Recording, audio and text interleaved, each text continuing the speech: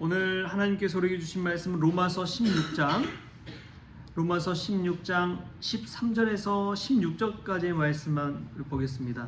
로마서 16장 13절에서 16절까지 말씀 우리 같이 한 목소리로 읽겠습니다. 주 안에서 택하심을 입은 루포와 그의 어머니에게 문안하라. 그의 어머니는 곧 내 어머니니라. 아순그리도와 블레곤과 허메와 바드로바와 허마와 및 그들과 함께 있는 형제들에게 문안하라. 빌롤로그와 율리아와 또 네레오와 그의 자매와 올름바와 그들과 함께 있는 모든 성도에게 문안하라. 너희가 거룩하게 입맞춤으로 서로 문안하라. 그리스도의 모든 교회가 다 너희에게 문안하느니라. 아멘. 할렐루야. 말씀에서 귀하는 내가 저와 여러분의 있기를 소망합니다. 이 로마서 16장 로마서에서 이제 마지막 장이기도 한데요. 이 16장 읽다 보면은 우리가 알 수가 있는 것이 있습니다. 여기서 바울이 로마교회 성도들에게 자신의 동역자 37명에 관해서 쫙 이름까지 다 나열하면서 문안하라고 이야기하고 있지요. 이것을 보면 바울이 참 인간관계가 그래도 참 괜찮았구나 하는 것을 알 수가 있습니다. 그냥 편지 안에서 이렇게 이름 일일이 한 명씩 기록하고 할 정도면 그 사람들이 바울과 얼마나 각별한 인연이었는지를 알 수도 있습니다. 우리 크리스천은 이처럼 바울처럼 인간관계를 참 잘해야 됩니다. 인간관계를 맺을 줄 알아야 돼요. 혼자만 그냥 독불장구처럼 기도 잘하고 또 친절을 베풀고 교회 안에서 열심히 산다고 해서 다가 아닙니다. 인간관계를 잘해야 됩니다. 인간관계 속에서 예수 그리스도를 믿는 믿음이 그대로 드러날 수 있기 때문에 그렇습니다. 내가 스스로 예수님 잘 믿고 있다고 착각하는 경우도 얼마나 많은지요. 인간관계를 잘한다는 것은 다른 것이 아니라 다른 사람 안에서 있는 하나님의 형상과 예수 그리스도의 그 향기를 우리가 맡을 수가 있다는 것입니다. 그만큼 배울 수 있는 것이고 예수님을 알아갈 수가 있는 것이죠. 설교유황제 찰스 스펄전 목사님이 평생의 동안에 100번 넘게 읽은 책이 있습니다. 그 책이 무엇이냐면 존 버년의 철로 역정이라는 책이에요. 한 번쯤은 이제 다 들어봤을 것입니다.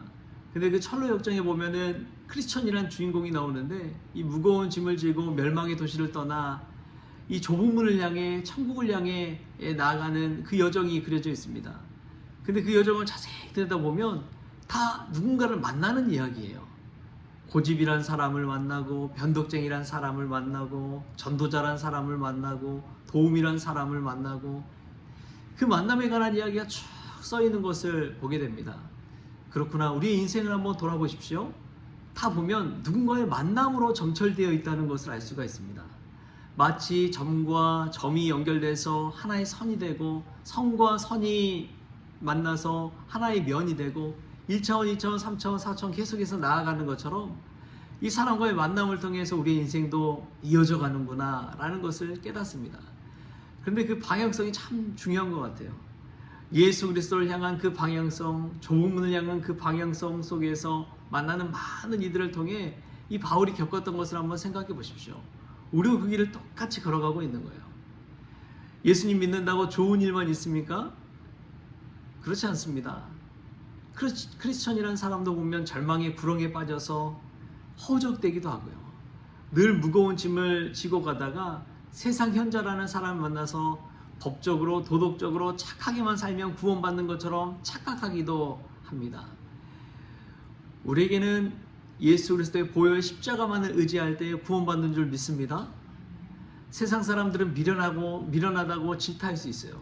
왜 그렇게 사느냐고 조롱할지도 모릅니다. 그러나 예수 그리스도 십자가의 보혈만을 가지고 나아갈 때 그 길만이 진리의 길이요 구원의 길이라는 사실을 믿으시기 바랍니다. 바울이 기록한 이 사람들 한 사람 한 사람을 보면 그 사람들이 예수님 안에서 바울에게 십자가의 길, 구원의 길을 향해 나아가는데 큰 힘이 된 사람들입니다. 또한 같이 그 길을 걸어간 사람들입니다. 우리 오늘 13절 말씀 우리 같이 한번 볼까요? 13절 같이 한번 읽겠습니다. 시작. 주 안에서 택하심을 입은 루포와 그의 어머니에게 문안하라. 그의 어머니는 곧 내 어머니니라. 아멘.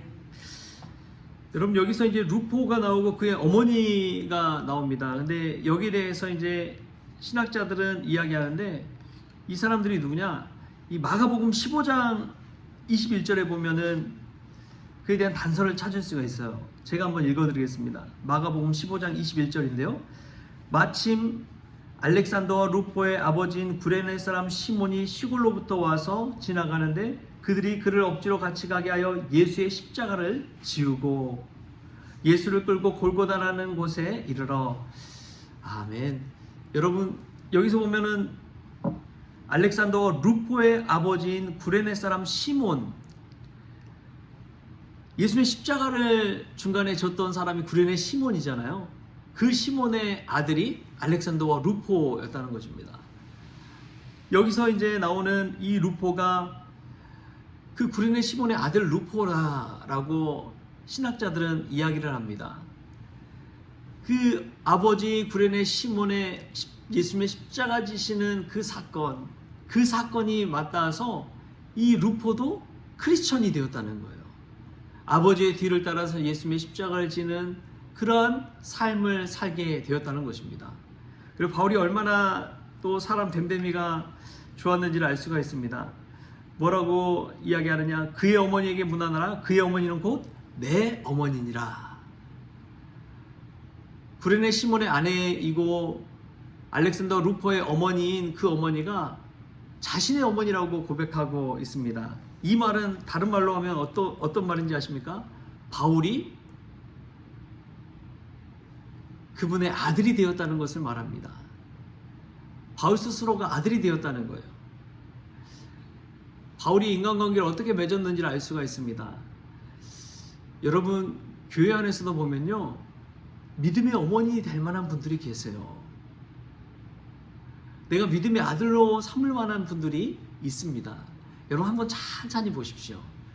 그리고 그 사람의 가족이, 믿음의 가족이 되어줄 때 그 안에서 하나님께서 은혜도 주시고 기쁨도 주시고 감사함도 주시고 깨달음도 주시는 거예요. 저도 이 목회의 여정을 한번 돌아보면 저를 믿음의 아들처럼 생각하시고 그렇게 섬겨주시고 도와주신 분들이 있었습니다. 얼마나 감사한지요. 제가 무엇이라고 그러한 도움과 섬김을 받게 되는지, 가족처럼 따스한 관심을 받고 살아가게 되는지, 반찬을 해다 주시는 권사님들도 있으시고요, 늘 기도해 주시는 권사님들도 있으시고요, 부족하지만 뭐 성경 공부한다면 찾아와서 같이 참여해 주신 분들도 있으시고요. 얼마나 감사한지 모릅니다. 여러분은 어떻습니까? 교회 안에서 여러분 어떤 자리를 택하고 계십니까? 바울은 믿음의 아들의 자리를 스스로가 고백하고 있습니다. 루포의 어머니가 내 어머니다 라고 고백하고 있는 것이죠. 우리도 이 교회 안에서든 믿음의 공동체 안에서든 내가 믿음의 사람으로서 불려질 수 있기를 주님의 이름으로 축복합니다. 또 보면은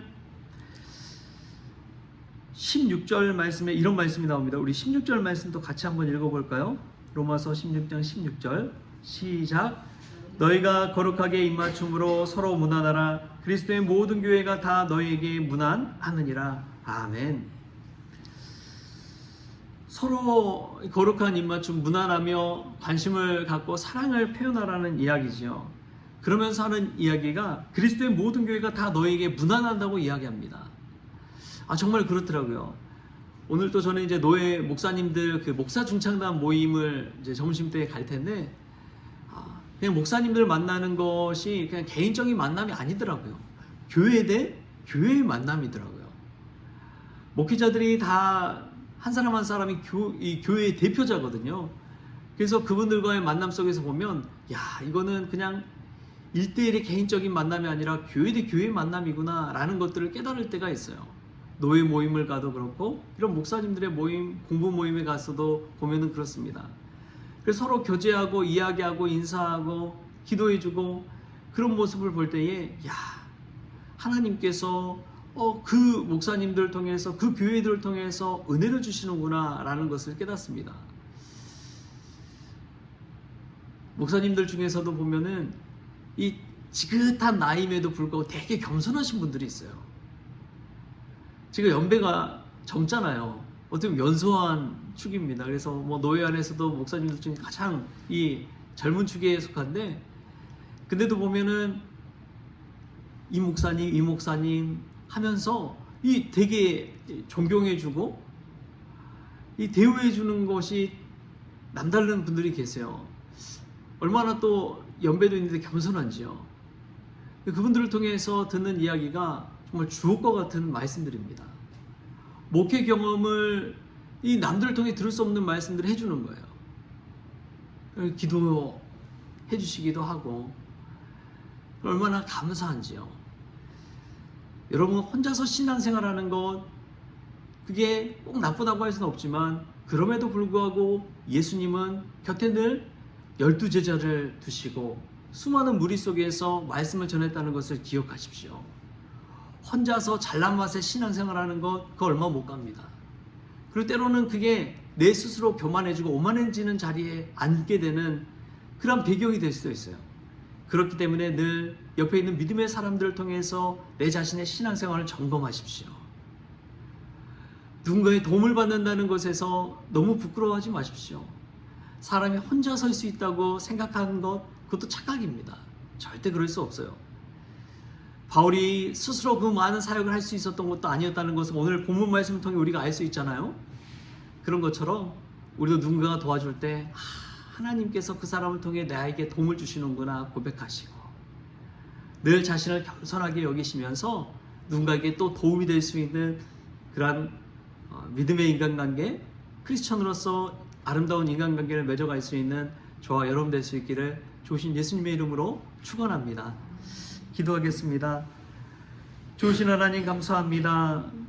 로마서 16장에 나오는 이 바울이 37명의 많은 동역자들의 이름을 나열하면서 자신의 살아온 또 은혜를 받았던, 도움을 받았던, 믿음 안에 교제했던 많은 관계를 고백한 것처럼 저희들도 믿음의 인간관계를 아름답게 맺어가기를 원합니다. 내가 또 누군가의 어머니, 누군가의 믿음의 아들로서 설 수 있도록, 또 고백할 수 있도록 주님께서 주장하여 주시고, 또 한 사람을 만나는 것이 아니라 많은 교회들이 서로 교제하며 거룩한 입맞춤을 통해 서로 무난한다는 것을 깨닫게 하시고, 이 깨달음 속에서 내 스스로가 오만하고 교만하고 독불장군처럼 살아가는 것이 아니라 믿음 안에서 아름다운 관계 맺고 하나님의 나라를 이뤄갈 수 있도록 주님께서 축복하여 주옵소서. 도움받을 때 감사하게 하시고, 또 누군가를 도와줄 때에 기쁨으로 도울 수 있는 믿음의 사람 될 수 있도록, 또 그렇게 배워가는 사람 될 수 있도록 주님께서 오늘 또 주장하여 주옵소서. 감사하며 예수님의 이름으로 기도하옵나이다. 아멘. 우리 주님이 가르치신 기도로 오늘 새벽 기도를 마치겠습니다. 하늘에 계신 우리 아버지여, 이름이 거룩히 여김을 받으시오며 나라가 임하시오며 뜻이 하늘에서 이루어진 것 같이 땅에서도 이루어지이다.